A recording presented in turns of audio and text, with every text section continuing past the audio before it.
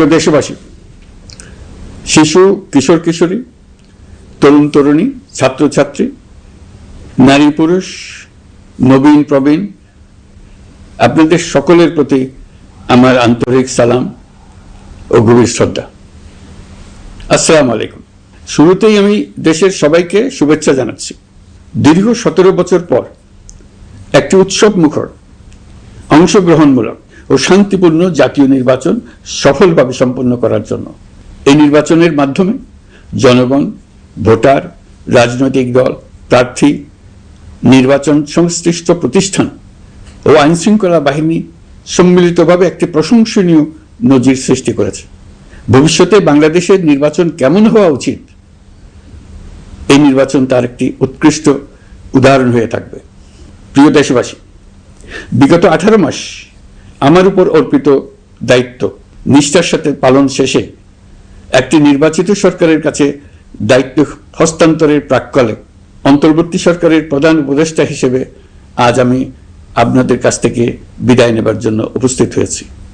আজ বিদায়ের দিনে 5ই আগস্টের কথা স্মরণ করে আপনাদের কিছু কথা বলব।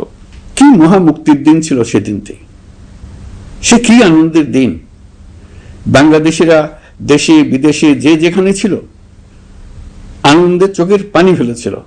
দৈত্যের গ্রাস থেকে তরুণ ছাত্রছাত্রীরা দেশকে বের করে এনেছে, দেশ মুক্ত হয়েছে। কিন্তু দেশ সম্পূর্ণ অচল। এই অচল দেশটিকে কিভাবে সচল করা যাবে সেটা ছিল সবার মনে। অভ্যুত্থানের ছাত্র নেতারা ঠিক করলো দেশকে সচল করার জন্য একটি সরকার লাগবে। সরকার গঠন ও চালাবার জন্য তারা আমাকে খবর দিল। আমি তখন বিদেশে, আমি দায়িত্ব নিতে রাজি না। তারা জাতির প্রতি কর্তব্য পালনের কথা বলে আমাকে রাজি করালো। 18 মাস পর এখন আমার যাওয়ার পালা। আমি আজ আমার কাজ হতে বিদায় নিতে আপনাদের সামনে এসেছি। আমাদের প্রথম কাজ ছিল দেশকে সচল করা। এটি ছিল সবচেয়ে কঠিন কাজ। যারা দেশকে লুটে পুটে খেত তারাই দেশের এই যন্ত্র চালাতো। তাদের একান্ত অনুগত লোকজন নিয়ে অভ্যুত্থানের সঙ্গে সঙ্গে সবাই পালিয়ে গেছে। বড় কর্তা পালিয়ে গেছে, মাঝারি কর্তা পালিয়ে গেছে, অন্যরা ভোল পাল্টিয়েছে অথবা আত্মগোপনে চলে গেছে। কেউ নানা জনের সুপারিশ নিয়ে আসছে, তারা অভ্যুত্থানের গোপন সৈনিক ইত্যাদি। সরকারের ভেতর যারা পালিয়ে যাননি তাদের মধ্যে কাকে বিশ্বাস করবেন, কাকে বিশ্বাস করবেন না, এটি মহাসংকট হয়ে দাঁড়ালো। যতই মৃতদেহের অঙ্গ প্রত্যঙ্গবিহীন দেহের সন্ধান আসছিল ততই তারা চিহ্নিত হচ্ছিল। সেই থেকে 18 মাস চলে গেছে। অবশেষে 12ই ফেব্রুয়ারি আসলো। 1.5 যুগ পরে দেশে একটি জাতীয় নির্বাচন এবং ব্যাপক সাংবিধানিক পরিবর্তনের জন্য সর্বসম্মত জুলাই সনদের উপর গণভোট অনুষ্ঠান হলো। এই নির্বাচনে উৎসব মুখর পরিবেশ, দেশের সর্বত্র একটা ঈদের পরিবেশ ছিল যা আমাদের ইতিহাসে স্মরণীয় হয়ে থাকবে। এই প্রতিদ্বন্দ্বিতামূলক নির্বাচনে যারা জয়ী হয়েছেন তাদের আমি অভিনন্দন জানাচ্ছি। যারা পরাজিত হয়েছেন তাদেরকেও আমি অভিনন্দন জানাচ্ছি। হার জিতই হলো গণতন্ত্রের সৌন্দর্য। যারা জয়ী হয়েছেন তারা মোট ভোটের প্রায় অর্ধেক পেয়েছেন। যারা জয়ী হতে পারেননি তারাও মোট ভোটের অর্ধেক পেয়েছেন। যারা জয়ী হতে পারেননি তারা এই জেনে আশ্বস্ত হবেন যে প্রায় অর্ধেক ভোটার আপনাদের উপর আস্থা রেখেছে। আগামী দিন নতুন সরকার দায়িত্ব গ্রহণ করবে। এর মাধ্যমে আমাদের 18 মাসের দায়িত্বের সমাপ্তি হবে। 24শে জুলাই মাসে বাংলাদেশের মানুষ এক অভূতপূর্ব অভ্যুত্থানের মধ্য দিয়ে তাদের মুক্তি, আকাঙ্ক্ষা ও মর্যাদার দাবি উচ্চারণ করেছিল। সেই সময় দেশ একটি গভীর রাজনৈতিক, অর্থনৈতিক, প্রাতিষ্ঠানিক ও মানবিক সংকটে নিপতিত ছিল। রাষ্ট্রযন্ত্রের উপর মানুষ আস্থা হারিয়ে ফেলেছিল। গণতন্ত্র হয়েছিল ধূলিসাৎ, ভবিষ্যৎ ছিল অনিশ্চিত। ঠিক সেই সংকটময় সময়ে আমাকে আহ্বান জানানো হয়েছিল একটি লক্ষ্য সামনে রেখে বাংলাদেশকে আবার স্বাভাবিক জীবনে ফেরানোর জন্য 3টি দায়িত্ব দেওয়া হয়েছিল: সংস্কার, বিচার এবং নির্বাচন। আমি ও আমার সহকর্মীরা সবাই আমরা সেই অঙ্গীকার রক্ষার চেষ্টা করে গেছি। কোথায় কতটুকু সাফল্য অর্জন করতে পেরেছি, কোথায় ব্যর্থ হয়েছি, সে বিচারের ভার আপনাদের উপর থাকলো। আমাদের প্রচেষ্টায় কোনো ঘাটতি ছিল না। আমরা মানবতা বিরোধী অপরাধ, দুর্নীতি ও অনিয়মের বিচার প্রক্রিয়াকে রাজনীতি ও প্রতিশোধের ঊর্ধ্বে রেখেছি। আমরা ভঙ্গুর প্রতিষ্ঠানগুলোর প্রশাসনিক, বাণিজ্যিক, আর্থিক সংস্কারে হাত দিয়েছি, যাতে ভবিষ্যতে কোনো সরকার জনগণের ইচ্ছার বিরুদ্ধে নিজেকে স্থাপন করতে না পারে। আর সর্বোপরি আমরা একটি উৎসবমুখর, অবাধ, নিরপেক্ষ, শান্তিপূর্ণ, পরিচ্ছন্ন ও বিশ্বাসযোগ্য জাতীয় নির্বাচনের আয়োজন করেছি, যার মাধ্যমে জনগণ আবার তাদের ভোটাধিকার ফিরে পেয়েছে।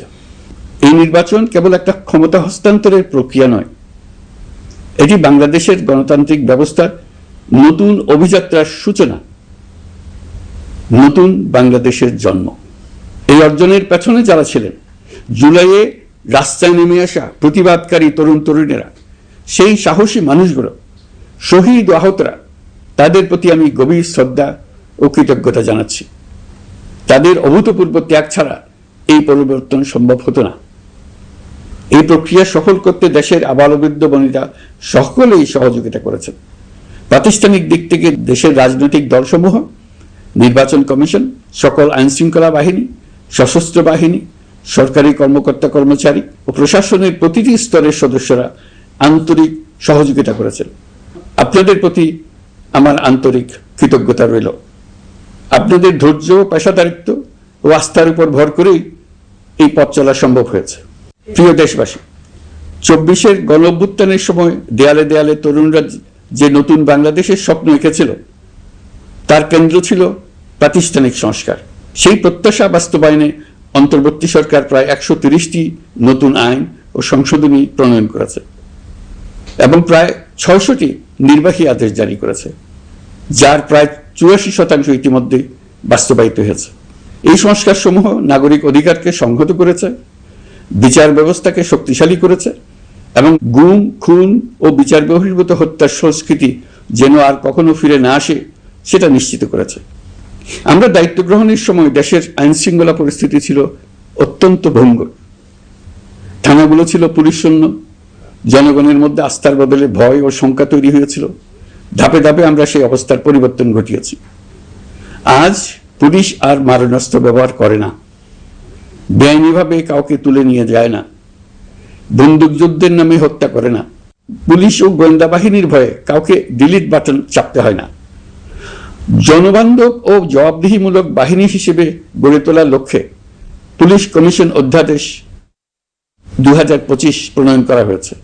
বিচার বিভাগকে স্বাধীন ও শক্তিশালী করতে পৃথক সচিবালয় গঠন, বিচারক নিয়োগের স্বচ্ছ কাঠামো এবং দেওয়ানি ও ফৌজদারি আইনে যুগান্তকারী সংস্কার করা হয়েছে। সেপারেশন অব জুডিশিয়ারির জন্য মাজদার হোসেন মামলার রায় আমরা বাস্তবায়ন করে গেলাম। গুমকে মানবতার বিরুদ্ধে অপরাধ হিসেবে স্বীকৃতি দিয়ে আন্তর্জাতিক অপরাধ ট্রাইব্যুনাল আইন সংশোধন করা হয়েছে। বিচার প্রক্রিয়াকে স্বচ্ছ করতে রায় সরাসরি সম্প্রচারের সুযোগ, বিদেশি আইনজীবী নিয়োগ এবং অন্তর্বর্তী আপিলের বিধান যুক্ত করা হয়েছে। বাংলাদেশ যেন আর কখনো মানবাধিকারহীন রাষ্ট্রে পরিণত না হয় সেই লক্ষ্যে জাতীয় মানবাধিকার কমিশন অধ্যাদেশ জারি করা হয়েছে এবং কমিশন গঠন করা হয়েছে। প্রিয় দেশবাসী, একটি সমাজ তখনই উন্নত হয় যখন তার নারীরা নিরাপদ, সম্মানিত ও সমান অধিকারপ্রাপ্ত। উন্নয়ন তখনই টেকসই হয় যখন নারীরা সিদ্ধান্ত গ্রহণে, অর্থনীতিতে, শিক্ষায় ও নেতৃত্বে সমানভাবে অংশ নিতে পারেন। যে নতুন বাংলাদেশের স্বপ্ন আমরা দেখছি, নারীদের অগ্রযাত্রা ছাড়া তা গড়ে তোলা সম্ভব নয়। নারী ও শিশু সুরক্ষায় যৌন হয়রানি প্রতিরোধ অধ্যাদেশ, পারিবারিক সহিংসতা প্রতিরোধের অধ্যাদেশ এবং নারী ও শিশু নির্যাতন দমন আইন সংশোধন করা হয়েছে। নতুন এসব আইনের মাধ্যমে কর্মক্ষেত্রে ও শিক্ষা প্রতিষ্ঠানে নারীদের হয়রানি প্রতিরোধ ও সুরক্ষা নিশ্চিত করার পথ সুগম করা হয়েছে। প্রিয় দেশবাসী, অভ্যুত্থান পরবর্তী এক উত্তাল সময়ে দেশকে ধীরে ধীরে স্বাভাবিক ধারায় ফিরিয়ে আনতে আমাদের সশস্ত্র বাহিনীর সৈন্যরা যে ধৈর্য, পেশাদারিত্ব ও দায়িত্ববোধের পরিচয় দিয়েছে, তার জন্য দেশবাসীর পক্ষ থেকে আমি তাদের প্রত্যেককে আন্তরিক ধন্যবাদ জানাচ্ছি। একই সঙ্গে বিশেষভাবে উল্লেখ করতে চাই, যখনই কোনো সংকটময় পরিস্থিতির উদ্ভব হয়েছে, তখনই দেশের রাজনৈতিক নেতৃত্ব আমাদের আহ্বানে তাৎক্ষণিকভাবে সাড়া দিয়েছেন এবং সহযোগিতার হাত বাড়িয়ে দিয়েছেন। এই পারস্পরিক দায়িত্ববোধ ও সংযমই দেশকে অস্থিরতার পথ থেকে স্থিতিশীলতার দিকে এগিয়ে নিতে সহায়ক হয়েছে। স্বৈরাচারের 16 বছরে এদেশের রাজনৈতিক নেতাকর্মীরা যে ভয়াবহ নিপীড়ন, মামলা হামলা, গুম ও হত্যার শিকার হয়েছেন তা আমাদের জাতির জন্য এক গভীর বেদনাদায়ক শিক্ষা। এই অভিজ্ঞতা আমাদের স্মরণ করিয়ে দেয় যাতে ভবিষ্যতে আর কখনো কোনো জালেম মাথাচাড়া দিয়ে উঠতে না পারে, যেন আর কখনো ফেসিবাদ প্রতিষ্ঠিত না হয়, শত শত আয়নাঘর সৃষ্টি না হয়, বিচার বহির্ভূত হত্যা ফিরে না আসে। সেই জন্য কেবল রাজনৈতিক অঙ্গীকারই যথেষ্ট নয়, প্রয়োজন ন্যায় বিচার নিশ্চিত করার লক্ষ্যে বিচার ব্যবস্থা ও রাষ্ট্রীয় কাঠামোর মৌলিক ও গভীর সংস্কার। এই উপলব্ধি থেকেই অন্তর্বর্তী সরকার তার সংস্কার কর্মসূচিকে সর্বোচ্চ অগ্রাধিকার দিয়েছে। প্রিয় দেশবাসী, ফ্যাসিস্ট সরকারের 16 বছরের নিপীড়ন ও জুলাইয়ের রক্তাক্ত স্মৃতি এখনো আমাদের মাঝে তাজা হয়ে আছে। যারা ভয়াবহ নিপীড়ন ও নির্যাতন চালিয়েছে তাদের বিচার করা এবং যেন আর কেউ এ ধরনের দুঃশাসন কায়েম করতে না পারে সেটা নিশ্চিত করা আমাদের গুরু দায়িত্ব। বিচার একটা চলমান প্রক্রিয়া। একাধিক ট্রাইব্যুনাল বর্তমানে সক্রিয়ভাবে কাজ করছে। ইতিমধ্যে একাধিক মামলার রায় ঘোষণা হয়েছে। আন্তর্জাতিক অপরাধ ট্রাইব্যুনালে ফেসিবাদের সময় দেশে যে গুমের সংস্কৃতি গড়ে উঠেছিল সেই ভয়াবহ মানবাধিকার লঙ্ঘনের বিচারও শুরু হয়েছে। বেশ কিছু মামলার বিচারিক কার্যক্রম এখন শেষের পথে। আমরা আশা করছি আগামী দিনগুলোতেও বিচারিক প্রক্রিয়া অত্যন্ত নিরপেক্ষ ও স্বচ্ছতার সঙ্গে এগিয়ে যাবে। প্রিয় দেশবাসী, অন্তর্বর্তী সরকারের সবচেয়ে বড় অর্জন জুলাই সনদ, যার ভিত্তিতে গণভোটে বিপুল সংখ্যাগরিষ্ঠতায় তা বাস্তবায়নের সিদ্ধান্ত দিয়েছে দেশের মানুষ। জুলাই সনদের বাস্তবায়ন হলে ফেসিবাদ ফিরে আসার পথগুলো চিরতরে বন্ধ হয়ে যাবে। আশা করব এটা নির্ধারিত সময়ের সীমার মধ্যেই বাস্তবায়ন হবে। অন্তর্বর্তী সরকারের ছোট বড় ভালো মন্দ অনেক কথা ভুলে গেলেও জুলাই সনদের কথা জাতি কখনো ভুলবে না। এই সনদ রচনা এবং গণভোটে পাশ করানোর জন্য আমি সকল রাজনৈতিক দল, সামাজিক সংগঠন, অধিকার রক্ষা প্রতিষ্ঠান যারা অক্লান্ত পরিশ্রম করেছে তাদের সবাইকে আজ অভিনন্দন জানাচ্ছি। এই নির্বাচনে প্রথমবারের মতো প্রবাসীদের ভোট দেওয়ার সুযোগ সৃষ্টি করা হয়েছে। যখন একজন ভোটার গর্ব করে এই নির্বাচন ও গণভোটে ভোট দেওয়ার অভিজ্ঞতা সোশ্যাল মিডিয়ায় বলে, তখন একজন নাগরিক হিসেবে আমি আনন্দ ধরে রাখতে পারি না। আমি আশা করি এই প্রক্রিয়ায় ভবিষ্যতে আরো অনেক বেশি প্রবাসীরা নিশ্চিন্তে অংশগ্রহণ করতে পারবে। প্রিয় দেশবাসী, আমরা দায়িত্ব গ্রহণের সময় অর্থনীতি ছিল বিপর্যস্ত, ব্যাংকিং ব্যবস্থা ভেঙে পড়েছিল, অর্থ পাচার ছিল লাগামহীন। আমরা রাজস্ব ব্যবস্থাপনা, করনীতি, মুদ্রা ব্যবস্থাপনা, আর্থিক খাতে কাঠামোগত সংস্কার এনেছি। তলাবিহীন অর্থনীতি আমাদের জন্য রেখে গিয়েছিল আগের ফেসিবাদী সরকার। কেন্দ্রীয় ব্যাংক বাণিজ্য ব্যাংককে ফতুর করে দিয়ে গেছে, $234 বিলিয়ন পাচার করে নিয়ে গেছে, বিশাল ঋণের বোঝা রেখে গেছে। এইসব আমাদের জানা কথা। আমরা যারা এই অর্থনীতি আবার চালু করার দায়িত্ব পেয়েছিলাম তারা দিশা খুঁজে পাচ্ছিলাম না। এখন যাবার সময় স্বস্তি পাচ্ছি যে আমরা অবস্থার মোকাবেলা করতে পেরেছি এবং নতুন অর্থনীতির বুনিয়াদ রচনা করে রেখে যেতে পারছি। এখন আর পাওনাদাররা আমাদের তাড়া করতে আসবে না। আন্তর্জাতিক লেনদেনে আমরা চোখে অন্ধকার দেখব না। আমাদের রিজার্ভের পরিমাণ এখন $34 বিলিয়ন। আমাদের দেশপ্রেমিক প্রবাসী ভাই বোনদের রেমিটেন্সের টাকায় এই রিজার্ভ ক্রমেই বাড়ছে। নিত্য প্রয়োজনীয় পণ্যের দাম নিয়ন্ত্রণে সরবরাহ বৃদ্ধি করা হয়েছে। টিসিবির কার্যক্রম সম্প্রসারিত হয়েছে। বাজার তদারকি ও মজুতদারির বিরুদ্ধে কঠোর ব্যবস্থা নেওয়া হয়েছে। এর ফলে খাদ্য মূল্যস্ফীতি উল্লেখযোগ্যভাবে কমেছে। শ্রমিক অধিকারকে মানবাধিকারের অংশ হিসেবে বিবেচনা করে আন্তর্জাতিক শ্রম সংস্থার গুরুত্বপূর্ণ কনভেনশন সমূহ অনুসমর্থন করা হয়েছে, যা কর্মক্ষেত্রে শ্রমিকের নিরাপত্তা ও মর্যাদা নিশ্চিত করবে। যুগান্তকারী নতুন শ্রম আইন প্রণয়ন করা হয়েছে। প্রবাসীরা আমাদের অর্থনীতির প্রাণশক্তি।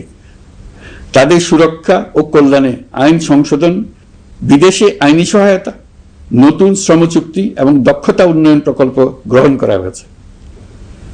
বন্দর ব্যবস্থাপনা ও বিনিয়োগ কাঠামোতে আমূল সংস্কারের মাধ্যমে ইউরোপীয় সর্ববৃহৎ বিনিয়োগ সহ একাধিক কৌশলগত প্রকল্প এগিয়েছে।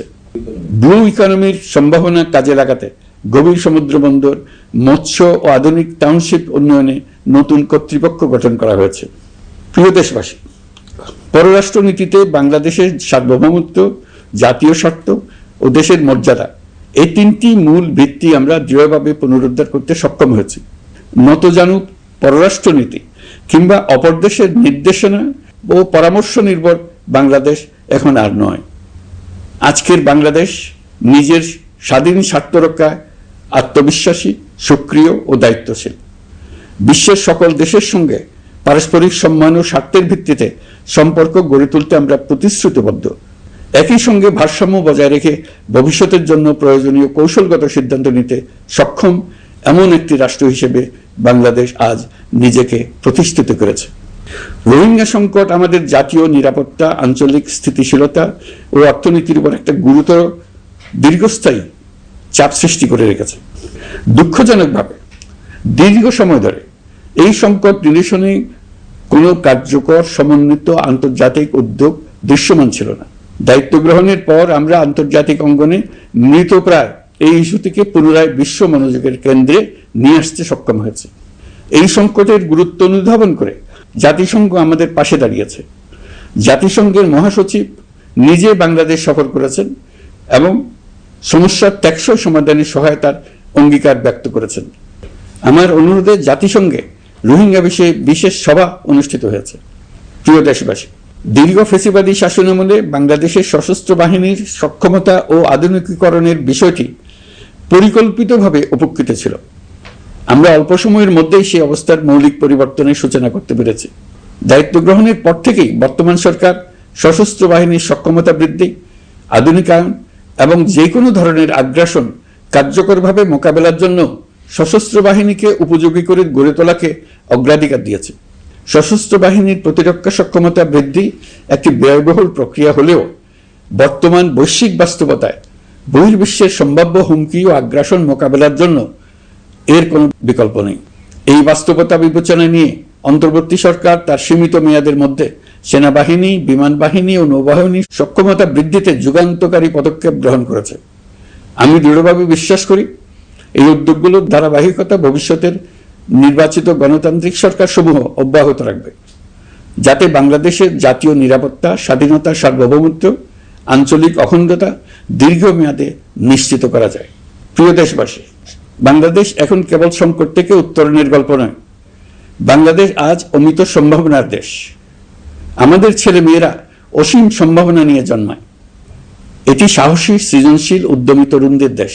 তাদের দরকার উপযুক্ত শিক্ষা, বিশ্বমানের প্রশিক্ষণ এবং এমন একটি রাষ্ট্র ব্যবস্থা যেখানে মেধা ও পরিশ্রম ও সততার মূল্য আছে। সারা বিশ্বে অর্থনৈতিক কর্মকাণ্ড পরিচালনায় প্রতি বছর বিপুল সংখ্যক দক্ষ, কর্মঠ, শৃঙ্খলাবদ্ধ কর্মীর প্রয়োজন তৈরি হচ্ছে, আর বাংলাদেশে আছে কর্মক্ষম বিপুল তরুণ সম্প্রদায়। আমরা যদি এই বৈশ্বিক চাহিদা পূরণে উপযুক্ত পদক্ষেপ গ্রহণ করি, তাহলে জাপান, কোরিয়া, মধ্যপ্রাচ্য, ইউরোপ, উত্তর আমেরিকা সহ সবাই চাইবে বাংলাদেশের তরুণ তরুণীদের শ্রম, মেধা ও সৃজনশীলতা ব্যবহার করতে। আমরা হয়ে উঠতে পারি তাদের জন্য পছন্দের একটা নির্ভরযোগ্য, দক্ষ জনশক্তি সরবরাহকারী দেশ।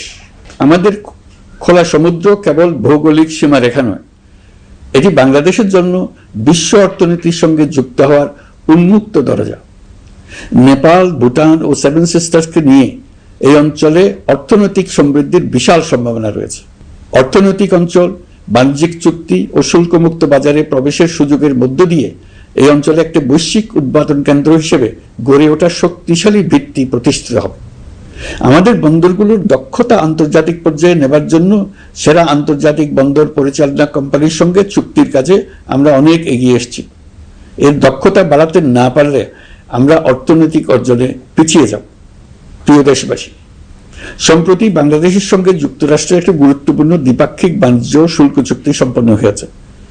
এই চুক্তি কেবল একটা বাণিজ্যিক সুবিধা নয়, এটি বাংলাদেশের অর্থনীতি, কর্মসংস্থান, শিল্পায়ন এবং আন্তর্জাতিক কূটনৈতিক অবস্থানকে দীর্ঘমেয়াদে শক্তিশালী করার জন্য একটি কৌশলগত ভিত্তি হিসেবে কাজ করবে।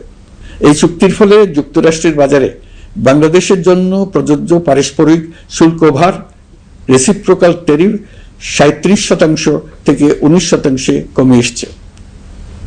এই চুক্তির একটা বিশেষ দিক হলো যুক্তরাষ্ট্রে উৎপাদিত তুলা ও কৃত্রিম তন্তু ব্যবহার করে তৈরি পোশাক পণ্যে শূন্য পারস্পরিক শুল্ক সুবিধা। এটা একটা মস্ত বড় সুবিধা। এর মাধ্যমে যুক্তরাষ্ট্রের বাজারে শুল্ক সুবিধা পাওয়ায় বাংলাদেশি পোশাক আরো কম দামে যুক্তরাষ্ট্রে প্রবেশ করবে। যুক্তরাষ্ট্রের তুলা ব্যবহারের ফলে আমাদের সরবরাহ চেইন আরো বৈচিত্র্যময় ও স্থিতিশীল হবে। এটি বাংলাদেশের পোশাক শিল্পকে উচ্চ মূল্যের ও উন্নত মানের পণ্যের দিকে অগ্রসর হওয়ার সুযোগ করে দেবে। প্রিয় দেশবাসী, বাংলাদেশের অর্থনৈতিক ভবিষ্যৎ টেকসই, বৈচিত্র্যময় ও প্রযুক্তি নির্ভর করার লক্ষ্যে জাপানের সঙ্গে সম্পাদিত অর্থনৈতিক অংশীদারিত্ব চুক্তি একটি ঐতিহাসিক ও কৌশলগত অগ্রগতি। এই অংশীদারিত্বের একটি গুরুত্বপূর্ণ সুফল হল উৎপাদন ও রপ্তানির বহুমুখীকরণ। জাপানের সঙ্গে সহযোগিতার ফলে অটোমোবাইল যন্ত্রাংশ, ইলেকট্রনিক্স, রেলওয়ে সরঞ্জাম, গ্রিন টেকনোলজি এবং উচ্চ মূল্যের শিল্পপণ্যে বাংলাদেশ ধাপে ধাপে যুক্ত হতে পারবে। এতে আমাদের ঝুঁকি কমবে এবং বৈশ্বিক বাজারে বাংলাদেশের অবস্থান আরো শক্তিশালী হবে। পৃথিবীর শিল্পোন্নত দেশগুলো আমাদের দেশে বিনিয়োগ করবে শুধু জাপানে শুল্কমুক্ত রপ্তানির সুবিধা গ্রহণ করার জন্য। প্রিয় দেশবাসী, আমরা চীনের সাথে আমাদের উন্নয়ন সহযোগিতা গভীরতর করেছে। গত বছর মার্চে বেজিংয়ে চীনের প্রেসিডেন্ট শি জিনপিং এর সাথে বৈঠকে আমরা দুদেশের মধ্যকার কৌশলগত অংশীদারিত্বকে নতুন পর্যায়ে উন্নীত করার প্রত্যয় ব্যক্ত করেছে। ইতিমধ্যে তিস্তা নদীর সামগ্রিক ব্যবস্থাপনা ও পুনর্বাসন প্রকল্পের বিষয়ে উল্লেখযোগ্য অগ্রগতি হয়েছে। নীলফামারীতে 1000 শয্যার একটি আন্তর্জাতিক মানের হাসপাতাল তৈরিতে দুদেশ একমত হয়েছে। এই কাজটি আমরা এগিয়ে নিতে পেরেছি। আমরা এমন একটি বাংলাদেশ গড়ে তুলতে চাই যে বাংলাদেশ শুধু স্বল্প মূল্যের শ্রমনির্ভর অর্থনীতি নয়, বরং দক্ষতা ও প্রযুক্তি ও মূল্য সংযোজন ভিত্তিক অর্থনীতিতে রূপান্তরিত হবে। তবে আমি স্পষ্টভাবে বলতে চাই, এই সম্ভাবনা বাস্তবে রূপ নিতে হলে 3টি বিষয়ের কোনো বিকল্প নেই: শিক্ষা, প্রশিক্ষণ এবং সততা। অতীতে রাষ্ট্রীয় ব্যবস্থাপনায় সীমাহীন দুর্নীতি, অসততা, অনিয়ম ও জালিয়াতিকে উৎসাহিত করা হয়েছিল। সেই সংস্কৃতি আমাদের পেছনে টেনে রেখেছিল, আমাদের বিশ্বাসযোগ্যতা ক্ষুণ্ণ করেছিল। নতুন বাংলাদেশকে সেই পথ থেকে সরে আসতে হবে। আমাদেরকে প্রতিজ্ঞাবদ্ধ হতে হবে নিয়ম মানায়, প্রতিশ্রুতি রক্ষা, মান বজায় রাখা, রাষ্ট্রের প্রতিটি স্তরকে দুর্নীতিমুক্ত করায়, স্বচ্ছতা ও দায়বদ্ধতা নিশ্চিত করা। প্রিয় দেশবাসী, আমরা শূন্য থেকে শুরু করিনি, শুরু করেছি মাইনাস থেকে। ধ্বংসস্তূপ পরিষ্কার করে প্রতিষ্ঠান দাঁড় করিয়ে তারপরে সংস্কারের পথ ধরেছে। আজ অন্তর্বর্তী সরকার বিদায় নিচ্ছে, কিন্তু গণতন্ত্র, জবাবদিহিতা, বাক স্বাধীনতা, অধিকার চর্চার যে ধারা শুরু হয়েছে তা যেন কখনো থেমে না যায়। আমরা রাষ্ট্রীয় দায়িত্ব ছেড়ে গেলেও নতুন বাংলাদেশ গড়ার সার্বিক দায়িত্ব আমার, আপনার, আমাদের সবার। আমাদের সকলের দায়িত্ব দেশকে সত্যিকারের গণতন্ত্র হিসেবে পরিস্ফুটিত করা। জুলাই গণঅভ্যুত্থান আমাদের জন্য এই দরজা খুলে দিয়েছে। আমরা যদি স্বপ্ন, আকাঙ্ক্ষা ও শক্তিকে বাঁচিয়ে রাখতে পারি, তবে বাংলাদেশের অগ্রযাত্রা কেউ থামাতে পারবে না।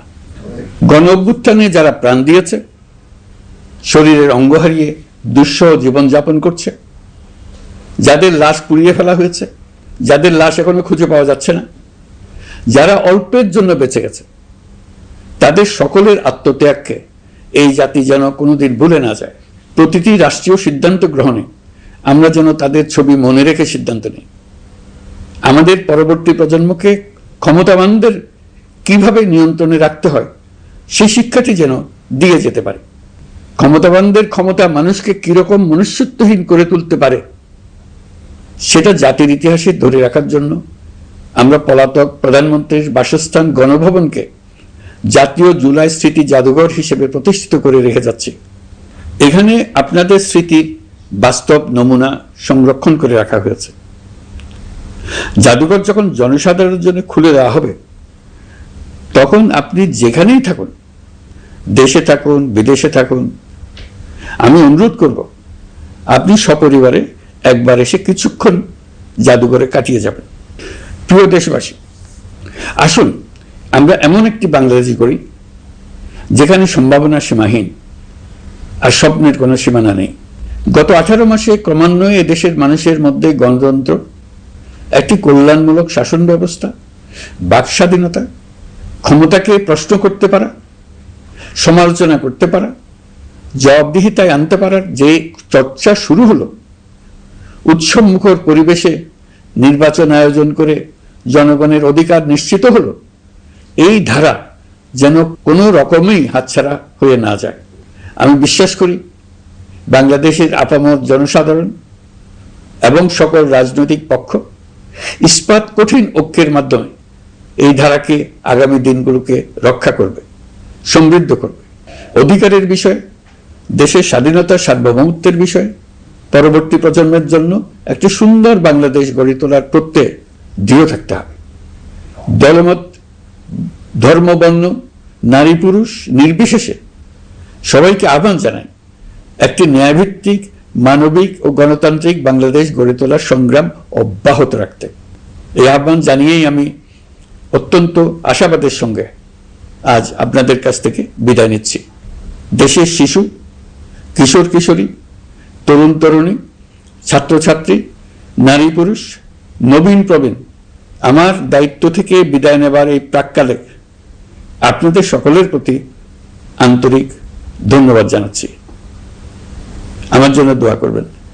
মহান আল্লাহ আমাদের সকলের সহায় হন। আল্লাহ হাফেজ।